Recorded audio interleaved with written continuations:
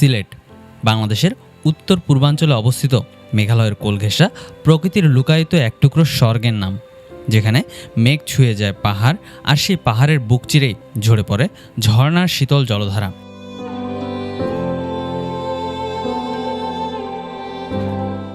শুধু চোখ নয়, বরং মনকেও মোহিত করে তোলে এমন কিছু নৈসর্গিক সৌন্দর্য লুকিয়ে আছে এই সিলেটেই। আজকের ভিডিওতে আপনাদের দেখানোর চেষ্টা করব সিলেটের গোয়াইনঘাট উপজেলার জৈন্তা পাহাড়ের পাদদেশে অবস্থিত বহুল জনপ্রিয় জাফলং জিরো পয়েন্ট, মায়াবী ঝর্ণা, পান্থুমাই ঝর্ণাসহ বিছানাকান্দির মতো অসম্ভব সুন্দর কিছু জনপ্রিয় পর্যটন স্পট, এবং দেওয়ার চেষ্টা করব এই সিলেট ভ্রমণের একটি পূর্ণাঙ্গ ভ্রমণ গাইডলাইন।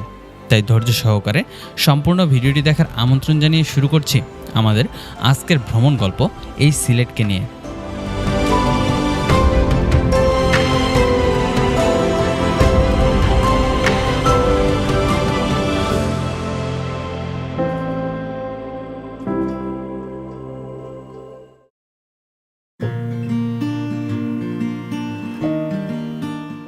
সিলেটের জনপ্রিয় পর্যটন স্পটগুলো ঘুরে দেখার জন্য আমাদের সর্বপ্রথম গন্তব্য হচ্ছে সিলেট শহর। ঢাকা অথবা দেশের যে কোনো প্রান্ত থেকে সিলেট রুটের যে কোনো বাসে করে চলে আসতে পারেন এই সিলেট শহরে। এবারের যাত্রায় আমরা যাচ্ছি ঢাকার সায়েদাবাদ থেকে হানিফ পরিবহনের একটি নন এসি বাসে করে।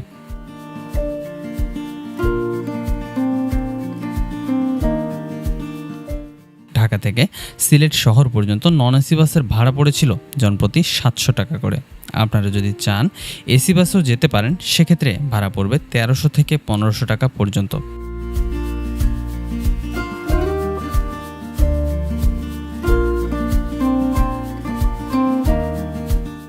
যাত্রাপথে আমাদের বাস যাত্রাবিরতি দিয়েছিল আশুগঞ্জের উজানভাটি রেস্টুরেন্টে। 20 মিনিটের এই যাত্রা বিরতিতে আপনারা চাইলে রাতের খাবারটা এখান থেকেই সেরে নিতে পারেন। তবে হাইওয়ে হোটেলগুলোতে খাবারের দাম তুলনামূলক কিছুটা বেশি হয়। খাবার আগে অবশ্যই খাবারের মূল্য জিজ্ঞেস করে নেবেন।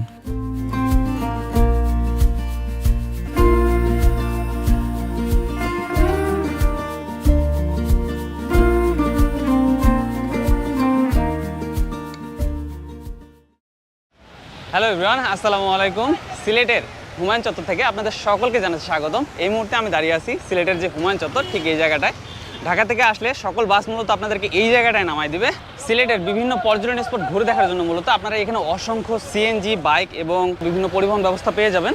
আপনারা যদি দেখেন এখানে অসংখ্য সিএনজি রয়েছে, এছাড়াও বাইক রয়েছে। আপনারা চাইলে এসব ব্যবহার করে আসলে সিলেটের যেসব পর্যটন স্পট রয়েছে এগুলো আসলে ঘুরে দেখতে পারেন।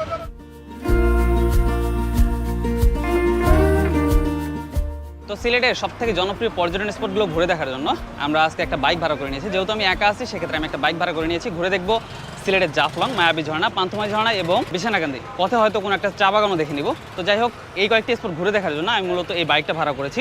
এটা 1800 টাকা পড়েছে। তো যাই হোক, চলুন তো রওনা করা যাক। তবে আপনারা চাইলে এই স্পটগুলো সিএনজি করেও ঘুরে দেখতে পারেন। সেক্ষেত্রে প্রথমে জাফলং ঘোরাঘুরি করে আবারও ফিরে আসতে হবে এই সিলেট শহরে, এবং এই শহর থেকে যেতে হবে বিছানাকান্দি কিংবা পান্থুমাইয়ের উদ্দেশ্যে। মূলত যোগাযোগ ব্যবস্থা ভালো না থাকায় সিএনজিগুলো সরাসরি জাফলং থেকে পান্থুমাই বা বিছানাকান্দি যেতে পারে না। সিএনজিতে এই দুই রুটের ভাড়া পড়বে মোটামুটি 3500 থেকে 4000 টাকার মতো।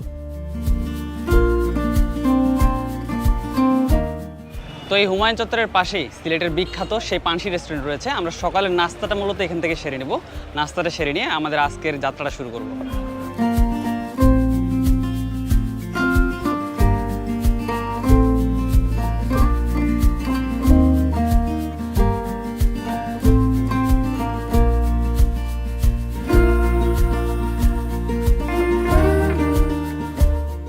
জনপ্রতি 60 টাকা দিয়ে সকালের নাস্তার পর্ব সেরে আমরা রওনা হয়ে যাই আমাদের আজকের দিনের প্রথম গন্তব্য জাফলং জিরো পয়েন্টের উদ্দেশ্যে। সিলেট শহর থেকে জাফলং জিরো পয়েন্টের দূরত্ব প্রায় 62 কিলোমিটার। এই পথে যেতে মোটামুটি সময় লাগবে 1.5 থেকে 2 ঘন্টার মতো। তবে এই 1.5 থেকে 2 ঘন্টায় আপনি উপভোগ করতে পারবেন এই পথের এক অন্যরকম নৈসর্গিক সৌন্দর্য। রাস্তার দুপাশ জুড়েই চোখে পড়বে বিস্তৃত সবুজ মাঠ, খালবিল আর দূরে দাঁড়িয়ে থাকা মেঘালয়ের পাহাড়। সবকিছু মিলিয়ে যা এই রাস্তার সৌন্দর্যকে বাড়িয়ে দিয়েছে কয়েক গুণ।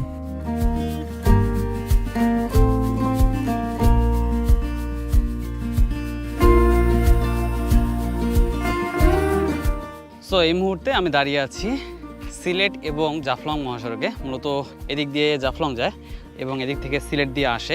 এখানে দাঁড়ানোর মূল একটা কারণ হচ্ছে পাশে রয়েছে শ্রীপুর চা বাগান, যেটা কিনা অসম্ভব সুন্দর। পাশে রয়েছে অনেক বড় বড় ভারতের মেঘালয়ের পাহাড়, আর এই চা বাগানটাও আসলে ছোট ছোট টিলার উপর নির্মিত। তো এটা দেখতে আসলে সত্যি অসাধারণ। তো আপনারা যখন এদিক দিয়ে জাফলং যাবেন, আপনারা কিন্তু এখানে দাঁড়িয়ে এই শ্রীপুর চা বাগানের সৌন্দর্য উপভোগ করতে পারেন।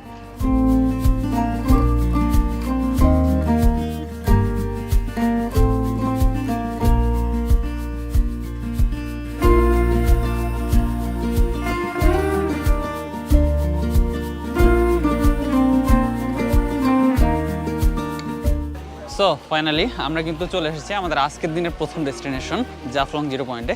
এই যে আমার সামনে দেখতে পাচ্ছেন, এদিক দিয়ে সামনে গেলে মূলত আমরা সেই জাফলং জিরো পয়েন্টে চলে যাব।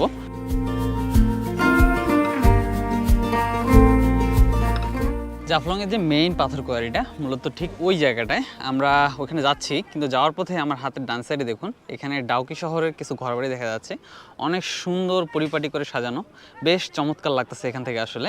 তো আপনারা যখন ওই জাফলংয়ের যে পাথর কোয়ারিটা আছে ওখানে যখন যাবেন, তখন যাওয়ার পথে কিন্তু এই সৌন্দর্যটা উপভোগ করে যেতে পারেন। এখানে অনেকে দাঁড়িয়ে আসলে এটার সাথে সাথে ছবি তুলতেছে পিছনে ঘরবাড়ির ব্যাকগ্রাউন্ডে রেখে, অসম্ভব সুন্দর। এদিকে পাহাড় রয়েছে অ্যান্ড ডাউকি শহরের যে ঘরবাড়িগুলো এগুলো দেখা যাচ্ছে এখান থেকে, অসাধারণ লাগতেছে।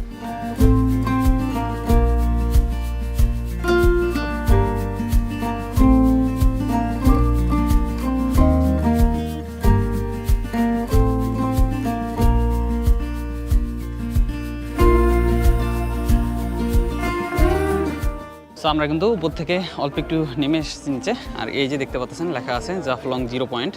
এটি হচ্ছে মূলত জাফলং জিরো পয়েন্ট। এখানে আসলে সবাই ছবি তুলতেছে স্মৃতি হিসেবে, আর সামনেই কিন্তু রয়েছে সেই জিরো পয়েন্টের যে পাথর কোয়ারিটা, যেখানে পাথর, অসংখ্য পাথর, যেটা দেখার জন্য মূলত সাধারণ পর্যটকরা চলে আসে। তো মূলত সেটা হচ্ছে এই জায়গাটা।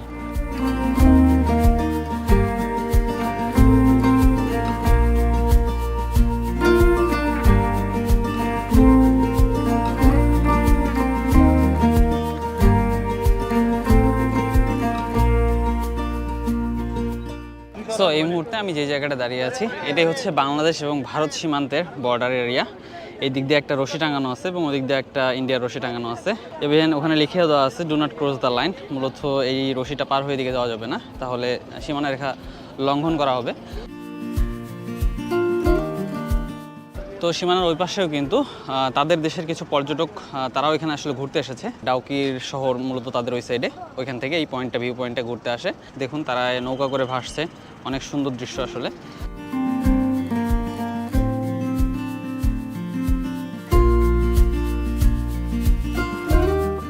এছাড়াও কিন্তু এখানে আপনার প্রয়োজনীয় জিনিসপত্র রাখার জন্য এরকম কিছু লকার পেয়ে যাবেন, যেখানে 100 টাকার বিনিময়ে আপনারা আনলিমিটেড সময় আপনাদের প্রয়োজনীয় জিনিসপত্রগুলো এখানে সিকিউরভাবে রাখতে পারেন। আর যদি গোসল করার পর ড্রেস চেঞ্জের প্রয়োজন হয়, এখানে কিছু ড্রেস চেঞ্জিং রুম রয়েছে। এই যে আমার সামনে দেখতে পাচ্ছেন একটা, এগুলো হচ্ছে ড্রেস চেঞ্জ করার রুম। মাত্র 20 টাকার বিনিময়ে কিন্তু আপনারা আপনাদের ভেজা কাপড়গুলো আসলে এই রুমগুলোতে চেঞ্জ করতে পারবেন। তো যাই হোক, চলুন এখন এই জায়গাটা আমরা মোটামুটি ঘুরে দেখলাম। এখান থেকে এখন আমরা চলে যাব মায়াবী ঝর্ণার উদ্দেশ্যে। এখান থেকে অসংখ্য নৌকা পেয়ে যাবেন আপনারা মায়াবী ঝর্ণায় যাওয়ার জন্য, যেটা কিনা লোকালে গেলে আপনার 100 টাকা করে পড়বে যাওয়া এবং আসা। তো যাই হোক, চলুন এখন আমরা একটা লোকাল নৌকাতে করে চলে যাব এখন মায়াবী ঝর্ণায়।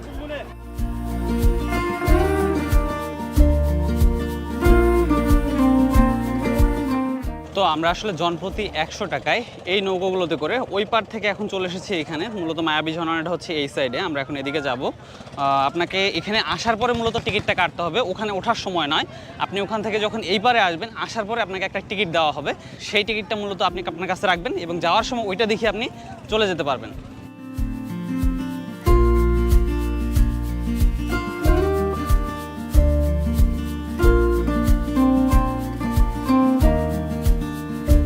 তো এই মুহূর্তে আমি আছি মায়াবী ঝর্ণার একদম নিচে। দেখতে পাচ্ছেন কি পরিমাণ লোক। আসলে ঝর্ণাটা আসলেই অনেক সুন্দর আর অনেক বড় একটা ঝর্ণা। যখন বর্ষাকাল থাকে তখন কিন্তু ঝর্ণার পরিপূর্ণ একটা রূপ দেখা যায়। অনেক সময় শীতকালে আসলে কিন্তু এই ঝর্ণার পানি থাকে না, কারণ বর্ষার সময় শুধুমাত্র ঝর্ণাগুলো জীবিত থাকে। তো যাই হোক, এই ঝর্ণার সৌন্দর্য উপভোগ করতে চাইলে আপনারা কিন্তু বর্ষাকালে আসতে পারেন এই মায়াবী ঝর্ণাটি দেখার জন্য। জাফলংয়ের ঠিক পাশেই মূলত এই মায়াবী ঝর্ণাটির অবস্থান।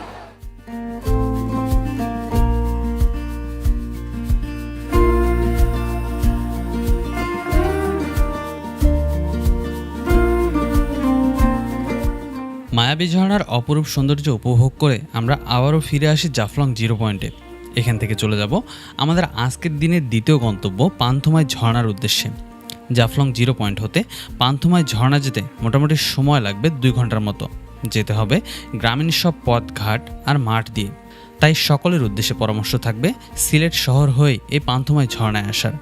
তবে গ্রামের ভেতর দিয়ে পান্থমাই যাওয়ার এই পথটি ছিল এক কথায় অসাধারণ। প্রকৃতির এই অপরূপ সৌন্দর্য এক কথায় মন কেড়ে নেওয়ার মতো। সো জাফলং থেকে আমাদের আজকের দিনের দ্বিতীয় গন্তব্য পান্থমাই যাওয়ার পথে এই জাফলং চা বাগানটা পড়বে, সমতল চা বাগান।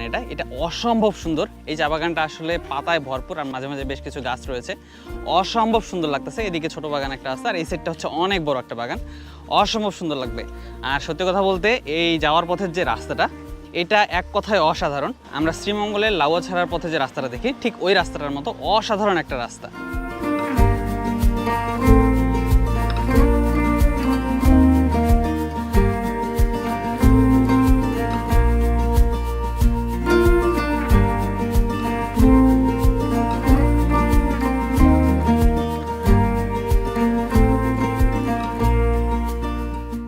অবশেষে আমরা কিন্তু পান্থমাই বাজারে চলে এসেছি। এই যে দেখতে পাচ্ছেন, এই সিঁড়িটা ধরে আমরা নামলাম আর এখন আমাদেরকে এদিক দিয়ে যেতে হবে পান্থমাই ঝর্ণার দিকে। আর আমি এখান থেকে আসলে পান্থমাই ঝর্ণার এক বিকট আওয়াজ শুনতে পাচ্ছি, বিকট গর্জন শুনতে পাচ্ছি, কারণ বৃষ্টি হচ্ছে সবসময় বেশ কয়েকদিন ধরে রেগুলার। তো আই হোপ খুব ভালো পরিমাণের একটা পানি দেখতে পারবো এই ঝর্ণায়। তো যাই হোক, চলুন সামনেই এই পান্থমাই ঝর্ণা, এটার সৌন্দর্য উপভোগ করি।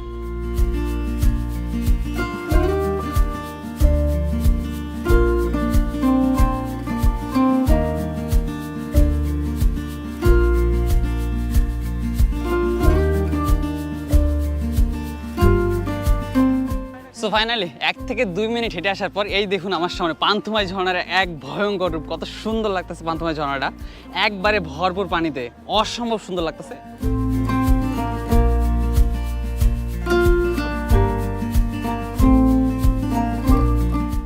এখানে কিন্তু অনেকে আসলে ট্রলার নিয়ে আসছে।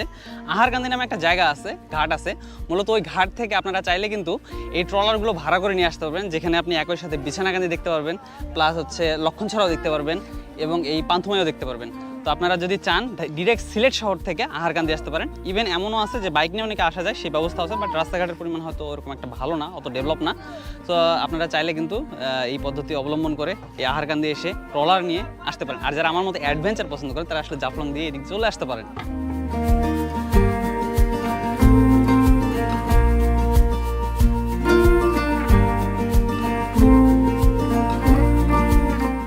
তো আপনারা আসলে কিন্তু ঠিক এরকম এতটা কাছ থেকে এসে আসলে এই ঝর্ণার সৌন্দর্যটা উপভোগ করতে পারেন। অসম্ভব সুন্দর একটা ঝর্ণা। পান্থমাই আসে না মানুষ এই কারণেই, আসলে এই জায়গার যাতায়াত ব্যবস্থাটা ভালো না। যাতায়াত ব্যবস্থা যদি ডেভেলপ করা যায় তাহলে আমি মনে করি যে পান্থমাই মানুষ অনেকে ঘুরতে আসবে। অসম্ভব সুন্দর একটা জায়গা দেখুন। আর সত্যি কথা বলতে আসলে ক্রাউডটা একটু কম। আমরা আসলে পিস খুঁজি, শান্তি খুঁজি, তো যেখানে আসলে গ্যাঞ্জাম থাকে, যত সুন্দরী হোক না কেন ওই জায়গাগুলো ভালো লাগে না। বাট এই জায়গাটা দেখুন, লোকজন খুবই কম, একদম নাই বললেই চলে। 2-4 জন পর্যটক এসেছে এখানে। বাট দেখুন ঝর্ণাটা কত সুন্দর লাগতেছে এখান থেকে। তো আপনারা যদি চান আসলে এই জায়গাটা ঘুরে যেতে পারেন।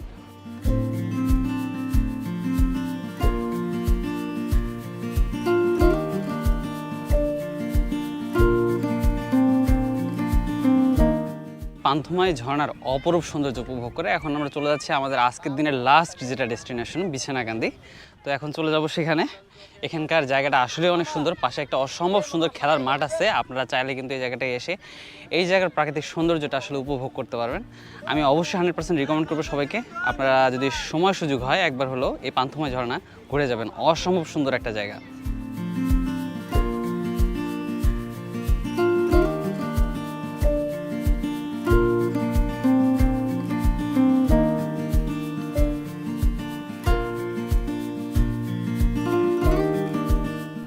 সো মোটামুটি বেশ খানিকটা গ্রামের পথ আসলে আমাদের পার হয়ে আসতে হয়েছে।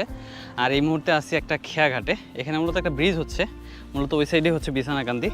আর এই জায়গাটার সৌন্দর্যটা দেখুন কতটা সুন্দর লাগতেছে, আল্লাহ তাআলার কি সৃষ্টি, মাশাআল্লাহ। তো এই জায়গায় হয়তো ব্রিজটা হয়ে গেলে তখন আর এই কষ্টটা হবে না, এই খেয়া পার হতে হবে না। তো যাই হোক, চলুন এখন আমরা এই খেয়াটা পার হয়ে মূলত পৌঁছে যাব আমাদের আজকের লাস্ট ডেস্টিনেশন বিছানাকান্দিতে।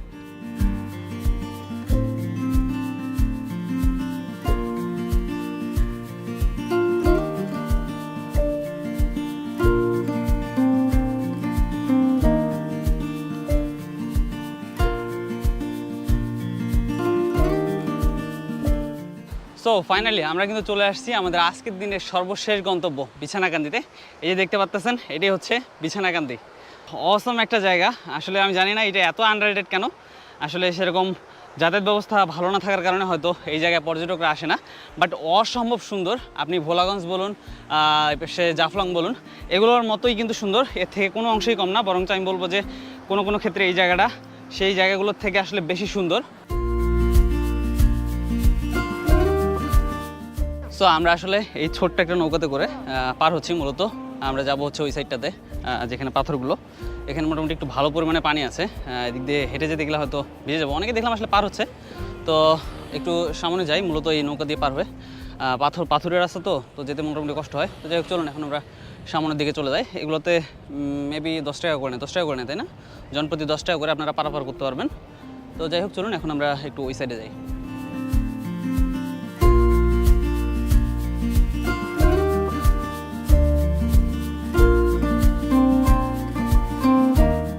সত্যি কথা বলতে বিছানাকান্দি অসম্ভব সুন্দর একটা জায়গা।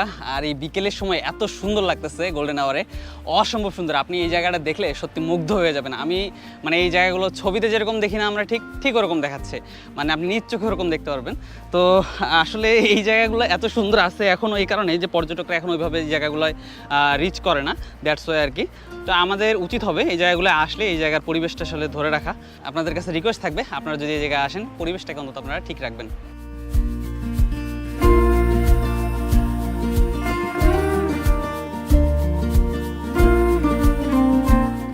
এখানে মূলত ভারতের যে সীমানাটা সেটা ওই দিকে, আর ওইখানে একটা ঝুলন্ত ব্রিজ রয়েছে। ব্রিজের এই পাশে ভারতের কিছু বাড়িও রয়েছে। তো আপনারা খুব সাবধানতার সাথে যাবেন, যেহেতু বর্ডার এরিয়া। সৌন্দর্য উপভোগ করুন ভালো কথা, বাট খুব সাবধানতার সাথে আসলে এই সৌন্দর্যগুলো উপভোগ করবেন।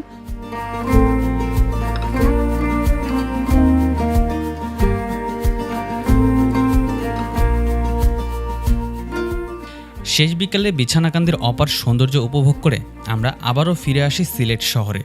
আপনারা চাইলে এখানে 1500 থেকে 2000 টাকার ভেতরেই রাত্রি যাপন করার জন্য অসংখ্য থাকার হোটেল পেয়ে যাবেন, অথবা চাইলে আমার মতো জনপ্রতি 700 টাকায় রাতের বাসে করে চলে আসতে পারেন ঢাকার উদ্দেশ্যে। আপনাদের সকলের সুবিধার্থে এই ভ্রমণের বিস্তারিত ব্যয়ের হিসাব ভিডিওর ডেসক্রিপশন বক্সে উল্লেখ করা রয়েছে, চাইলে দেখে নিতে পারেন। আজকের মতো ভিডিওটি এখানেই শেষ করছি। সিলেট ভ্রমণ সংক্রান্ত আপনার যে কোনো মতামত জানাতে পারেন এই ভিডিওর কমেন্ট বক্সে। দেখা হচ্ছে নতুন কোনো ভিডিওতে। ততক্ষণ পর্যন্ত সবাই ভালো থাকবেন, সুস্থ থাকবেন। আর ভিডিওটি ভালো লেগে থাকলে সাবস্ক্রাইব মাস্ট।